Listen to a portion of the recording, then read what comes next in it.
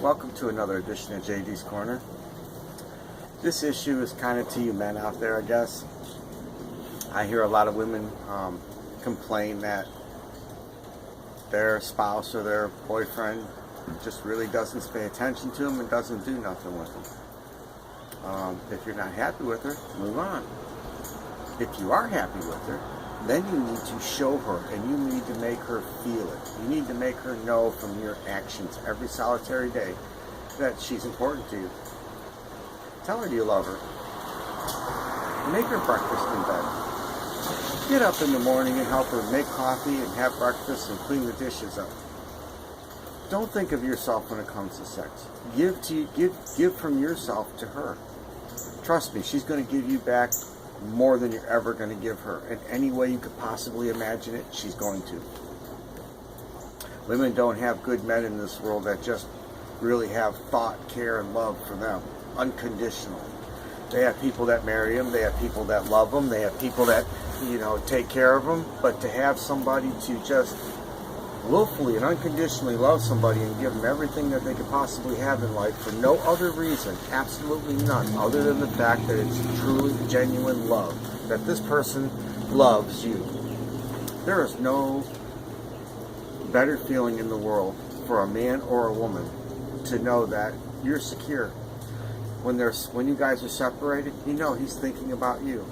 When you guys aren't, when you're on your bowling night on your bowling league, she's thinking about you by a little text or a little message that she might just send you, or an email, or a racy picture, just letting you know she's thinking about you.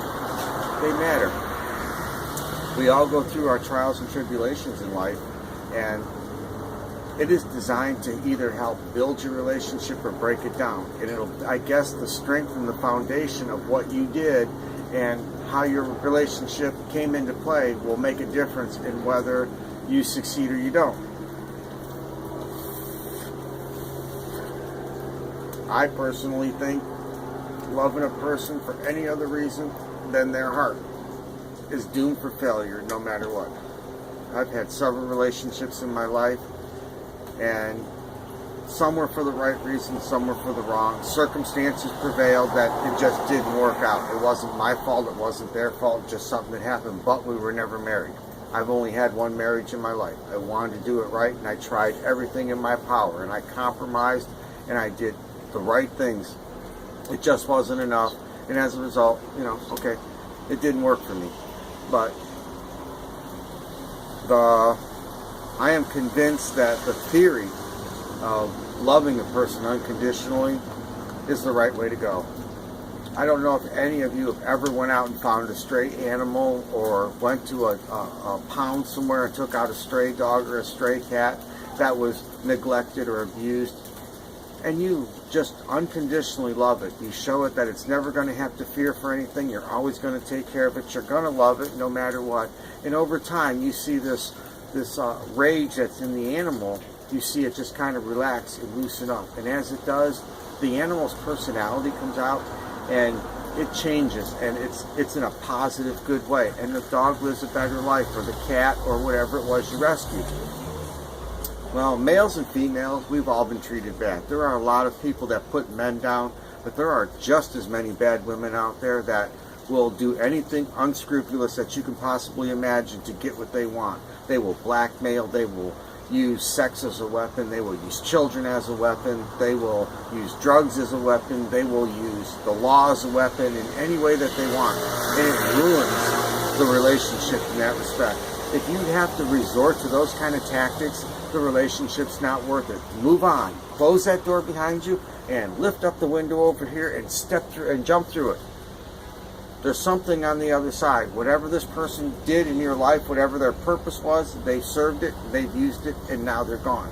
Not everybody is meant to stay there in your life. Some people are there to teach you a lesson or for you to learn something from. And then afterwards, their job is done and they leave. Your true, real friends, they're with you no matter what. Your highs, your lows, your rights, your wrongs, they're there to support you.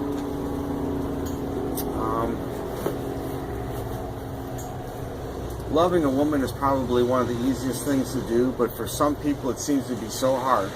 there's a certain criteria I guess a man has to reach today, and mostly I call it jackassism, you know, that they can't express how they feel about their spouse in front of their guy friends, or you know, 3 or 4 women are in the same room and he doesn't want anybody to know he's taken, so he's not willing to hold her hand and put her arm around her or give her a kiss. He's not willing to do any of that. And why?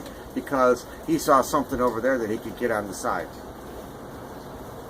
Now, from one of the small businesses that I run helping somebody else out, I have learned many things about men that are not true about women. And one of the many things is the men, they have no honor when it comes to their marriage and it comes to their vows. There are so many men out there that are married today that go and get hookers, massages, things like that, even though they are married, and can have the same thing that they're paying for from their wife. And the reason why they don't get what they want is because they're afraid to open their mouth and ask. And if you're ashamed of what you want, you shouldn't be. Your wants, your desires, this is your wife. You share all of your deepest, darkest secrets. Now, on the other side of that coin, I've seen the same offers that were made to women that were completely turned down in all aspects. Women are very protective of their personal parts and their heart. And women are very untrusting of men. There's a reason for that. The man must have gave her that reason.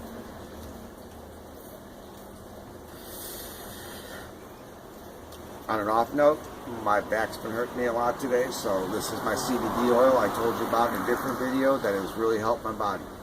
It's made a huge difference in the way that I function and I live every solitary day. It's made these videos and other things that I can do now possible.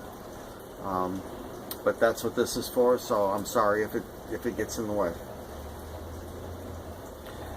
You guys fall in love, and then later on down the line, you have a child, you buy a home, you get yourselves in debt, and then things start to get a little rocky and rough. Marriage is not a promise of smooth times. It's not all sunshine. Every once in a while there's going to be a thunderstorm. There could be a tornado. You know, there's going to be earthquakes. You have to deal with them. You have to sit back and you have to talk to your spouse, and you have to deal with the fact that something's going wrong and you need to fix it. You need to be honest with one another about how you feel about something or how she feels about something. You don't go out and just go buy a brand new car because you want a brand new car. I don't care if you're the breadwinner and he's not, or you're the breadwinner and she's not. It's a combination of both of you living together, working together, so it's not just your money, it's hers and his. If you want to go buy something, confer with them. Talk to your spouse about it. Explain to them what you want and why you want it. Don't just take the money. They're in your life. When you spend $10,000 on a down payment to put on a car somewhere, you're also spending her or his $10,000 that maybe they didn't want. Maybe they had other plans that they hadn't talked to you about yet. So communication will be very important. Treat her like you really care about her. Don't let your actions speak louder than your words. Anybody can say I love you. It's 3 words. I love you. But they're just words. Unless there's an action that goes behind it that makes her believe that, yes, no ifs, ands, or buts, this man is totally in love with me. Then you're doing good. You got to let your actions speak louder than your words in everything that you do in life, and especially in your relationship.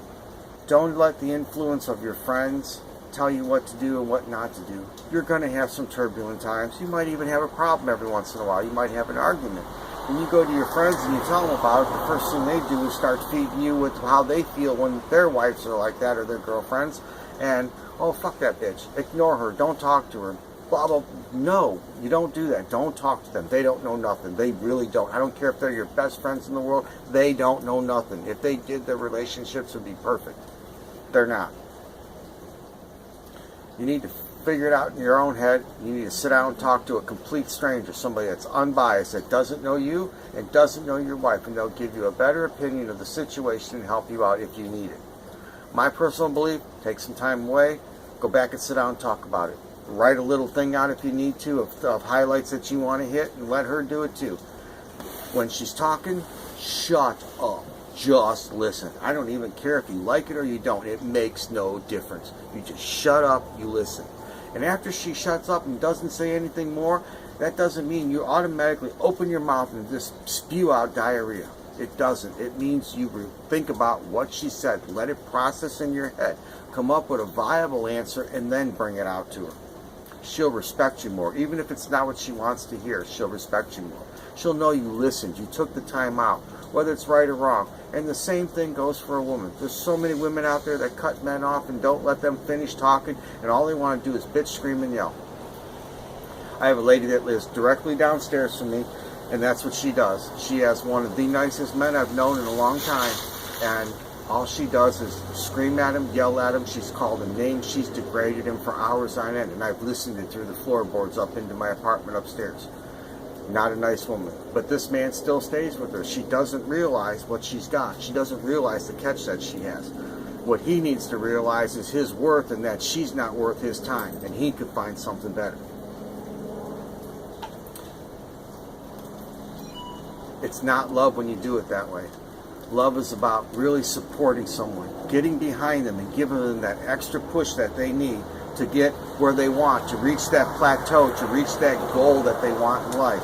Your job is when the world falls down and collapses around him, you take him into your arms and you hold him. You show him that these powerful shoulders, these arms, these muscles that I spent my whole life working on, I love you, and I'm going to support you, and I'm going to protect you.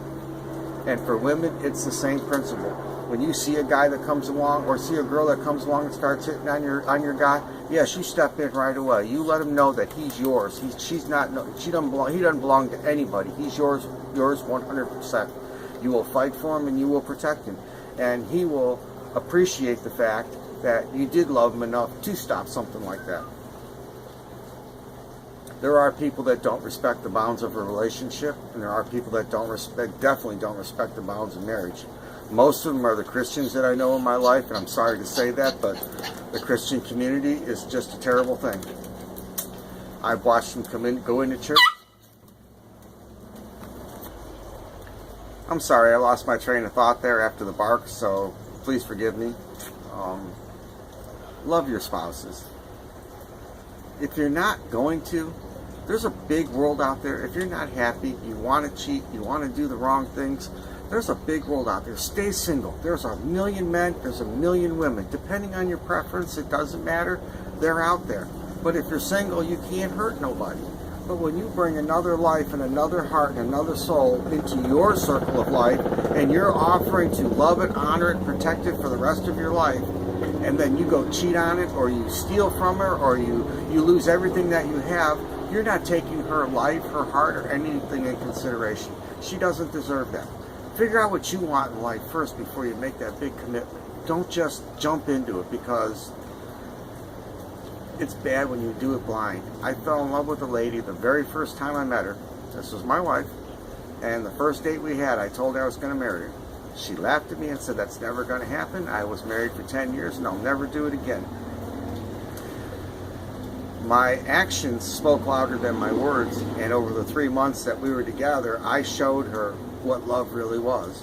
And she wrote me a letter and said, "I want to be loved like that the rest of my life, and yes, I'll marry you." And I married her 3 months after knowing her. Did I live with her? No. It was bad. It was not a good thing at all. It was 10 years of misery of my life. I was so mesmerized by her beauty that I didn't see the other side of her, and I lost 10 years that I could never get back. If you're not happy, get out of your situation now. If you are happy, let her know it, let him know it. Show them that there's nothing in the world more important than they are in your life. Open your heart to God. Let him in. Let him talk to you. Let him show you the right way and the wrong way. There's a way marriage works, and there's a way it'll never work. But God's way, there's only one way. Everybody else's way, there's a lot of them, but that's why they're divorce lawyers, because there's a lot of ways to make marriage happen, but there's not a lot of ways to make it work and last. I want to be one of them people that someday people walk down the road and say, "Wow, look at that old couple. They look so happy and so in love." That's what I want in my life, because I want to experience that. And I want to portray it to the world, because maybe somebody will be inspired by it and have the same kind of life that I've had. Give yourself time after your relationships. No matter what, don't jump back in the saddle like they say. Don't get back on the horse. No, no, no, no. No more riding. You take a break for 30 seconds and give yourself some time for yourself. Fix it. Fix you first. Because whatever happened in your relationship, you're going to carry with you if you don't. You need to repair your heart, your inside first. I tell this people all the time. I'm going to say it again in this video too. Life is not a dress rehearsal. When the curtain goes down, it's down forever. Act 2 never comes back up. That curtain don't rise again. So you have one act to live everything fully in every way that you can possibly imagine. Give that some serious thought. Think about that. Do you have any regrets in your life? Do you have anything that you wish you would have done and you haven't yet? Tomorrow's not promised to you. Do you know for sure when you go to bed tonight, you're going to wake up tomorrow morning? Honestly, do you know that? I'm guessing not, because I don't know one way or the other if I'm going to. So you live each day to its absolute fullest. That way you have no regrets when you die. You've lived everything. Make your bucket list. Don't wait till you're 70 to do your bucket list. Start it while you're young. You can enjoy it, and possibly you might even be able to finish that list, and what an adventure it would be. Don't make rules in your life. Sometimes just go with the flow. Pick up your date. Go out somewhere. Have no preconceived notion of where you're going or how far you're driving or where you're going to eat or where you're going to stay. Just get up and go. Sometimes when you're on the road of life, the most incredible adventures and the greatest things that'll ever happen to you in life is the minute you get lost. Open your heart. See the world around you. See the surrounding that's around you, and see this amazing person that's next to you. You get to share all of that. It is our main goal as human beings to have somebody that we can love, that we can share our lives with, that we can depend on. To have people that we can call our friends, people that we can reach out and help and give back to society, for all society is given to us. We're all God's creatures. And if you think for 1 minute that God's not watching, you're out of your mind. There might be 19 homeless people that come down your road begging you for money one day. And I realize you can't give them to them all, and I understand that. But one of them someday is going to be an angel, and it's going to be from God, and He's going to be there to see if you're doing your job right. And believe it or not, it's going to go down in that book upstairs. Now, you don't have to believe in God, but whatever you do believe in, you got to know there's good, there's bad, there's right, and there's wrong.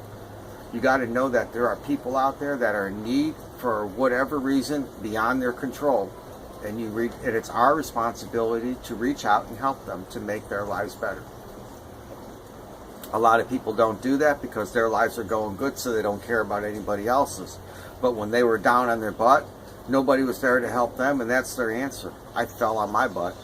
Nobody was there to help me. I picked my ass right back up on my own between God and I. But I also promised God when people came in my life and needed help, if I could do it, I would. If I can't, I can't. I'm not going to give you what I can't give you.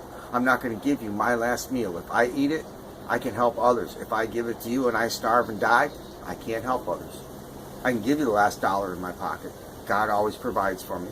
One way or another, He keeps a roof over my head and food in my belly, and He keeps me happy and healthy. I can't ask for more than that from anybody. I never thought I'd live a Tom Cruise life. Not this time or any time. I did think I would live a more,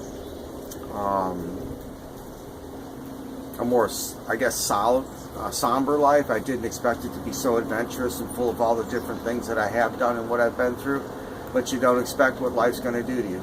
It's helped me grow, and it's helped me change, and it's turned me into a man that I can actually look in the mirror and say I'm proud of myself for everything I've been through and where I'm at. Remember, it's not how you get knocked down. It's whether you stay there, you get back up, brush yourself off, and you sort it out. And that's important. It's a major part of who your character is. It's important. Now, in your marriage, when things are going rough, that's where that character comes in right there. Don't fall. Don't go cheap. Don't turn your back. Stand there together, talk about it, work it out. You fell in love with these people for one reason or another, and you can't just dispel it because something went wrong in your life. It makes no sense to me. You fight for it. There's times, yeah, you can't win every battle, but until you've exhausted all the different avenues, if you do anything less than that, you just quit. And quitters never get nothing. They never get anything they want in life. It's the people that strive and strive again. Remember, it's not how many times you fail, but every time you fail, you get one step closer to succeeding. And you have to remember that in your head. Don't look at it as a failure. Your glass is not half empty. Your glass is half full, and you're continually filling it. I am working on ways of changing my life, and if I can do it, anybody can. I'm not a special person by any means. I am just a normal human being. I have wants, I have desires, I have drives, I have things that push me to want to have better. I have things that push me and needs inside me to want to help people. There's an avenue out there, I don't know where it's at. There's an avenue out there for you, I don't know where it's at. If it's not with your wife though, please get away from her. If it's not with your girl, please get away from her. Don't yell at her. Don't have to go out and get drunk every day. Don't beat her under no circumstance. Don't ever hit your wife, ever, or your girlfriend. If you do, you should have both your hands completely chopped off. You won't even be able to jerk off the rest of your life. You'll remember what you did. If a woman's trying to beat you and kill you, that's a different story. But other than that, if she slaps you in the face, chances are real good you deserved it. So you hitting her back makes you a bigger dick. Don't do it. And definitely don't do it in front of me. Not a good thing. Our people are brought into our lives for many different reasons. The lady that's in my life, my Lady B right now, she was brought into my life at my lowest point. I originally came down here to drink myself to death and blow my brains out. And at that particular point in my life, God brought me an angel. And that angel saved me.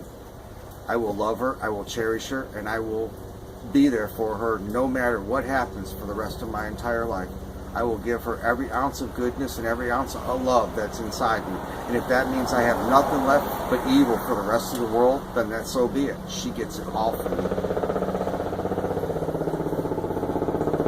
She's been through a lot in her life, and she's never had, I don't think, unconditional love. And I want to give it to her, and I do every solitary day. And it's not because I have to. She's not in my life because she has to be. We're in one another's lives because we want to be.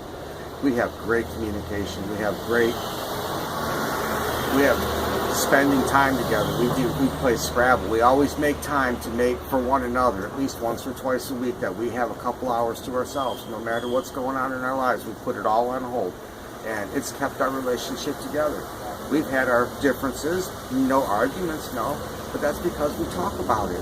We don't just fight and argue and call names. It just escalates. It's, you're an asshole. Okay, you're a bitch. You're this, you're that, you're this, you're that. You did this, you did that. It's not solving the issue, and you brought up all these other issues. That's not the point of whatever you're arguing over. Keep everything in your life simple. Keep your marriage simple too. If you follow some simple rules, be honest. Be loyal. No matter what, be loyal. That means if you're out flirting with a girl and your wife's not there and you know it's wrong, but yet you still do it, you're not being loyal. And sooner or later she's going to find out. And it's wrong on your part. And if you lose her, that's your fault. You know, if you can't love your wife, you can't love your girlfriend, or you can't love your husband, or you can't love your boyfriend, then sit the fuck down. Let them see who's standing behind you. There's somebody back there that's better for them, that will love them, that will give them what they want in life. Remember that. You are not the only human being on this planet. And if she chose you, you're privileged. If he chose you, you're privileged too. And if you choose not to use that privilege to your own advantage, then shame on you. You deserve to live in this world all by yourself and lonely. Unconditional love is not an easy thing to come by. But giving it to somebody will have rewards that you've never thought, felt, or experienced in your entire life. It will make you happier than you've ever been. Reach out and help one another and make this work. And if you have a child, no matter what, you make sure that that child does not feel any of the conflict going on in your marriage. It doesn't matter if you two are arguing, don't argue in front of him. Go someplace else, have your argument, come back. Every time he sees it, he learns from it. Every time you give up on something and you quit on something, he learns from it. There's a person sitting down there, whether it's your daughter or your son, that looks up to you and respects you, and you're everything in his world. And when he sees you give up, he learns to give up. When he sees you fail at everything that you do because you don't think, he does the exact same thing. A lot of children take on the traits and the sins of their parents because that's what they know. It's our responsibility to make sure that these kids see us making productive choices, right choices, making plans and following through from beginning to end, from goal to goal. It will help them set better. You can't discipline children today. I understand that. But you can talk to them. You can show them different ways. And if you do it in the right manner and not yell at them and call them an idiot or a jerk, they'll listen to you. When they know that they got to fear you because everything that you do is a violent nature, you make them stand in the corner, you beat them, you torture them, you tie them down to light cords, you don't let them. There's so many things, and it puts a fear. It's false evidence appearing real, but the child doesn't know it at the time because he's not developed. He sees and feels what you're doing to him, and it scares him into submission to doing whatever you want. That's not right. It's wrong. And for you wives out there, and you see this happening, you pull your husband off to the side and you sit down and you talk to him. You have a long, hard talk with him, and this isn't a gentle talk, but it's not a violent talk either about the way he's treating the children. You're their mother. A mother will fight for her cub in any part of the animal kingdom to the death if they have to save their offspring. And I've seen so many mothers just sit there and let other people destroy their children for no reason at all. And I don't understand that. Take them and leave. Yes, life's rough, I get it, but what you're doing to yourself is one thing, but what you're allowing to happen to that child is another. And 50% of that responsibility is your fault. You know it and didn't do anything about it. You stood there because you were afraid to leave. You didn't know where to go, and that's a wrong answer. I know that because that's what my mom did. She had no place to go, and she was scared to death of the monster that lived under my roof. So my dad was allowed to run holy terror over his whole family and do whatever he wanted, whenever he wanted, and nobody could say nothing about it. Otherwise, you were getting violent. You were getting 2x4s, you were getting chairs, you were getting paddles, you were getting light cords, you were getting drove into kitchen sinks. It didn't matter. If you missed a blade of grass outside, you got a right hook in the jaw and you got your jaw broke. That way you look down next week when you cut that grass and your mouth is all wired, you'll make sure you don't miss it. That's not a father. That's not a husband. I've seen husbands do it to their wives, and I've seen them do it to their kids, and I see mothers just sit there and do absolutely nothing. Have I ever experienced the violence between a mom and her daughter? Not really. I've heard about it, but I can't really speak on it because I've never actually seen it or experienced it. I'm sure it's possible, but I would hope not. I would hope that a mom would have much more dignity, class, and respect for her daughter and love, that she would not hurt it like that. We're all good people in our own way. We all have our good traits. We all have our bad traits.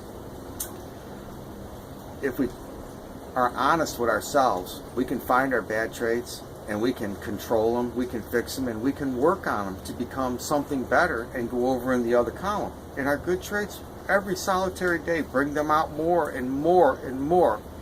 You never get a second chance to make a good first impression in this world to anybody, not even your spouse. So you got to be your best, your 150% every solitary day, in the way you act, the way you look, and the way you present yourself. It's very important.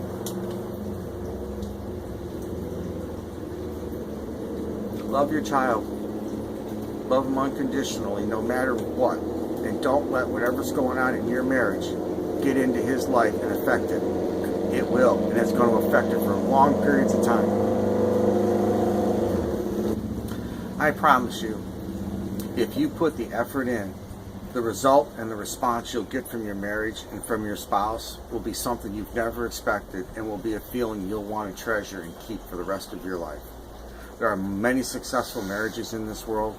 Most of it is because they're private, they keep their business to themselves, and they're adult enough not to fight like 2-year-old babies, not kindergartens. They walk away, they come back, they talk about it. You work it out. There are extenuating circumstances, and I definitely understand it, but don't make it your first priority to divorce. Make it your last. I thank you very much for listening. Everybody have a great day. This is JD's Corner. I'm out. I wish you all God bless. Good night.